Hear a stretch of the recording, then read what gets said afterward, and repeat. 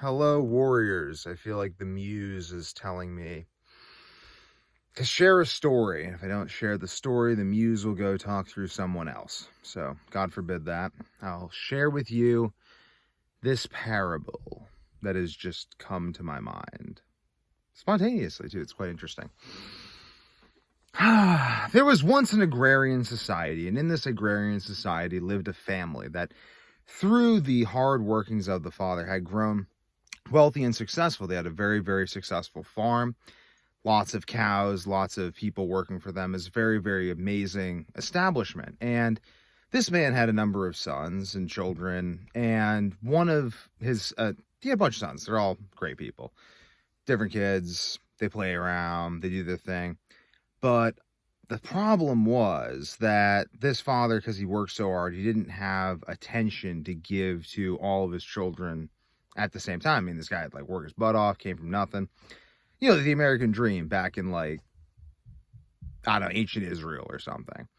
And the problem was there were these other people, there were these robbers who decided they wanted to get this man's wealth, but they didn't know how. They're like, how are we going to get this dude's wealth? This dude's very wealthy. We got to get his wealth. And these robbers were also in the employ of some very unsavory people. Let's call them slavers, for lack of a better word. And wait, I gotta go. Okay, I'm back. So these slavers, robbers, they don't show up that way. I mean, you can't really tell they're slavers and robbers based on how they are, but that's what they are. So they send a few delegates over. And they don't go talk to the father at first, because, like, why are they going to talk to the father? You know, he's pretty shrewd to people's tricks. I mean, the guy's accumulated a lot of wealth. So they go to the son. They say, hey, you know, probably, like, they kind of befriend him a bit. And after some time of them befriending him, starts opening up, like, you know, you probably don't spend as much time around your dad as you'd like, right? He's, oh, you know, like, and they kind of get him thinking. They suggest to him that maybe his father kind of thinks that he's like freeloading off him. And he's like, I'm his son, you know, I'm only like 21 or something. I gotta work hard with my dad whenever my dad needs something. I go, what do you mean? He thinks of freeloading? You're like, well, think about your father. He came from nothing, and you're just benefiting from him. And the son's like, well, what's the alternative? You know, I mean, he's my father. I love him. I want to be around him. I want to help him with his projects. He helps me. We have this relationship. Like, what's the big deal? And they're just like, well, he came from nothing, you know, like, don't you think he doesn't really respect you because you rely on him? Like, I mean, he didn't rely on anyone. You rely on him. I mean, I don't know. I mean, I personally gave up my inheritance when I was your age because, you know, it's the respectable thing to do. So he starts thinking, like, really? You gave your inheritance? Yeah, I gave my inheritance. The guy didn't actually give up his inheritance. He's completely full of it. But he convinces this son over a period of time that he's given up his inheritance. And that's the real thing you do if you're an admirable person. You give up your inheritance and you go work and make a living. And he tells him all about these mines where if you're if you're a really good gold miner, you're a good prospector for gold, you can go find gold. He's like, I can go find gold? Yeah, you can go find gold. There's tons of gold out there. Go out there and mine that gold.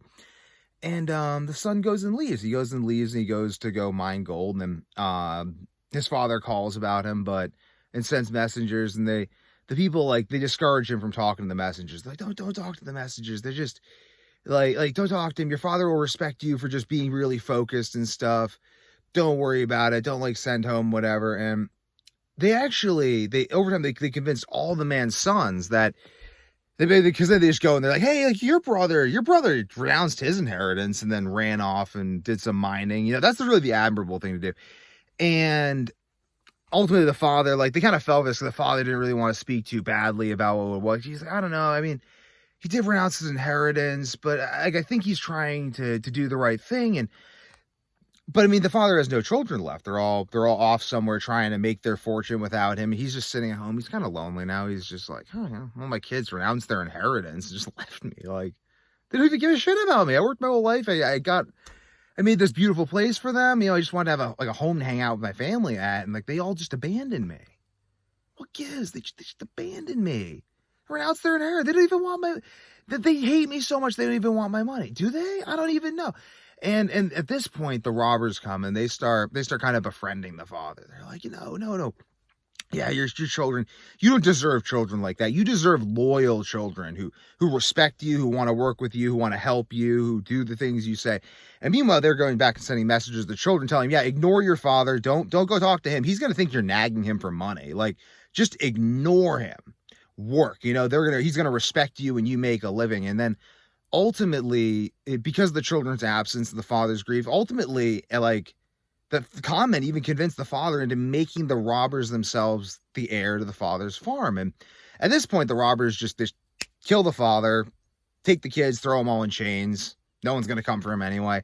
And they actually do this to like everyone in the land. And by doing this, they make off with all these people's land and just enslave all their kids because they didn't know how to talk to each other.